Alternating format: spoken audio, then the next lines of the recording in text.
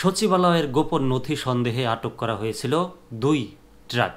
বরিশাল সদর উপজেলার কাগাসুরা গ্রামের লোকজন জড়ো হয়ে সচিবালয়ের গোপন নথি সন্দেহে ২ ট্রাক ভর্তি কাগজপত্র আটক করেন।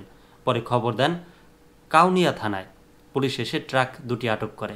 পরে জানা যায় ট্রাক দুটিতে সচিবালয়ের কোনো গোপন নথি নেই, আছে বরিশাল শিক্ষা প্রকৌশল অধিদপ্তরের পুরনো কাগজপত্র।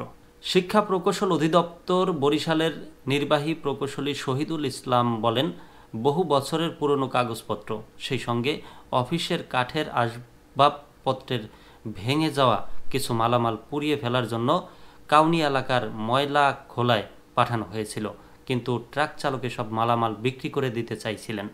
এ কারণে ঘটনাস্থলে না গিয়ে তারা অন্যত্র যাওয়ায় স্থানীয় লোকজনের সন্দেহ হয়। ফলে তারা ট্রাক দুটি আটক করলে তিনি নিজে গিয়ে তাদের বুঝিয়ে ট্রাক দুটি অফিসে নিয়ে আসেন। কাউনিয়া থানা পুলিশ জানায়, গতকাল শুক্রবার সন্ধ্যা 7:30টার দিকে এলাকার লোকজন ট্রাক দুটি আটক করে। পরে শিক্ষা প্রকৌশল অধিদপ্তরের কর্মকর্তারা সেখানে যান। রাত 9:30টার দিকে ট্রাক দুটি তাদের জিম্মায় ছেড়ে দেওয়া হয়। শিক্ষা প্রকৌশল অধিদপ্তর বরিশালের নির্বাহী প্রকৌশলী শহীদুল ইসলাম ঘটনাস্থলে উপস্থিত হয়ে একটি লিখিত বিবরণী দিয়ে পুলিশ ও স্থানীয় জনপ্রতিনিধিদের উপস্থিতিতে ট্রাক দুটি ছাড়িয়ে নিয়ে যান। এ সময় উপস্থিত কাউনিয়া থানার উপপরিদর্শক এসআই আনিসুর রহমান এই খবরের সত্যতা নিশ্চিত করেন।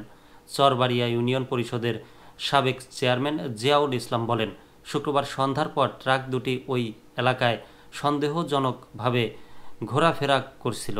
এতে বিপুল পরিমাণ অফিসিয়াল কাগজ দেখে স্থানীয় লোকজনের সন্দেহ হয়। পরে তারা ট্রাক দুটি আটক করেন।